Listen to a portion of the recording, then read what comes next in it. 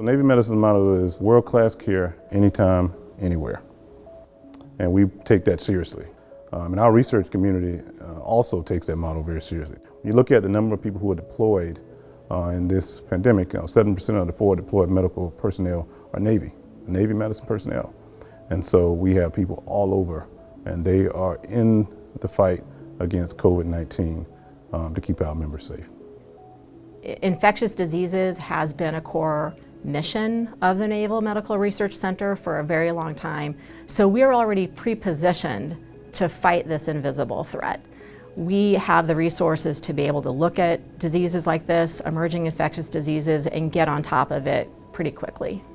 We're able to answer very complex questions about what emerging pathogens are circulating, what is infecting different populations.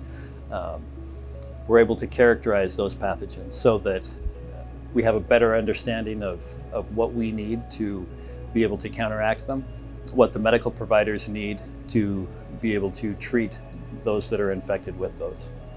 The Navy response is certainly a very robust one, and it is one that's involving a lot of people here at NMRC that are really trying to meet those unique operational needs of the sailors and Marines. That being said, we're certainly not doing this in a bubble, but continue to work with our other interagency partners as well as our sister services in the Department of Defense as well. And that will continue to be the approach. It really is kind of an all hands on deck approach when it comes to not just NMRC, but also other research labs around the United States where we continue to share and discuss and support each other's research in order to make sure there's not duplicative efforts, but instead that we're synchronized in what we're doing and making sure that we meet our niche just as the other services are meeting their unique operational niches.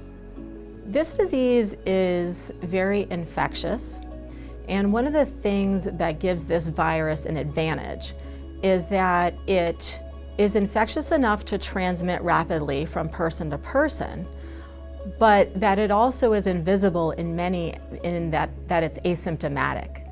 So you may have a number of people, especially our healthy force that might be on our ships, that are asymptomatic, but they're carrying the disease.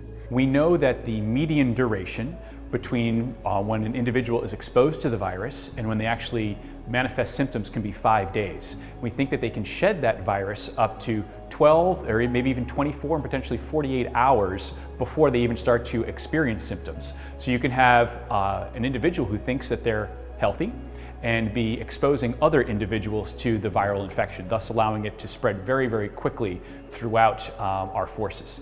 We don't know a lot about this infection, which is really why we need to rely on research in order to answer many of these questions. So we have 2 vaccines that we're working on, what we call our phage vaccine, and we have our polysorbent vaccine. In reality, it takes quite a while. I mean, if you are going at a normal pace to develop a vaccine for a particular viral infection, it could take, if everything runs smoothly, 5 to 10 years. And what we're trying to do, because of the severity of this epidemic, is compress that 5 to 10 years into a year and a half. And you can imagine the effort that it takes to do that. So in this current situation, like COVID-19 situation, we need to develop vaccine very rapidly. So the work here, what we do here is actually related, all of them are bacterial virus. It's called bacteriophage. These viruses are unique. They only infect bacteria. They don't infect us. Using this phage particle, we can develop vaccine within very short period of time. Making vaccine for COVID is not an easy thing. So we have to be very careful, and we have to understand the COVID-19 virus properly and select a very unique sequence from this virus to make a safe vaccines. We have been working 7 days a week without a break. Oftentimes we are working, 15, 18-hour days. The battle rhythm you kind of get into is similar to what you're on deployment. You start off early in the morning, it kind of goes on later on to the evening. And for me, it somewhat feels like some of the battle rhythm I had when I was in Afghanistan.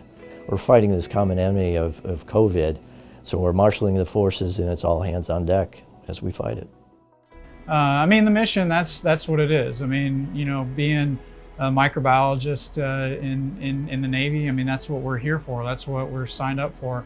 I was involved in pandemic H1N1, back in 2009-10, and this is similar to that, although it's a much larger and much more different moving parts. There are definitely some tough days where energy levels go up and down, but that you see I wouldn't say you see the end goal, but you see the impact that you're doing, and hopefully we'll get there in the end.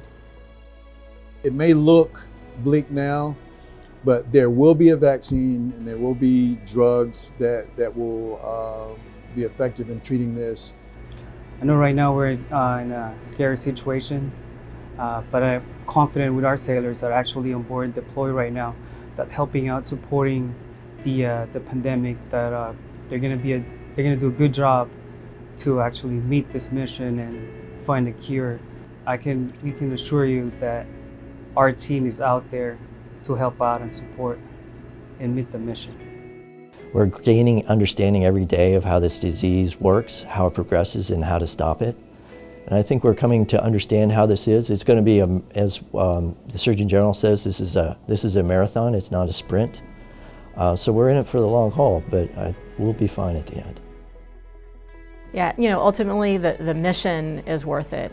We have a really energetic team. We have a team that is so dedicated to the mission of a healthy fighting force, and we're here to do whatever it takes to make sure that happens, that we can support the force and make sure we can continue to fight the nation's wars. We do this work for the sailors and Marines who are out there on the front lines. And so I would say to our sailors and Marines who are in the fleet to stay positive. I would say to know that you have a medical community that is dedicated to finding a solution and keeping you healthy, keeping you in the fight. Again, this has been a 24/7 evolution. This has been an all hands on deck evolution. And for those of us in the Navy and the Marine Corps and in service, we understand what that means. There are so many people who are dedicated to working on this virus and understanding more about it, that there is a light at the end of the tunnel, that people need to heed the warnings from public health. They need to stay safe. They need to wear their face coverings. They need to keep their 6 feet of separation. And if they can do that for us, then the work we're doing on our end to try to find additional ways to protect them, that collectively will get to that light at the end of the tunnel.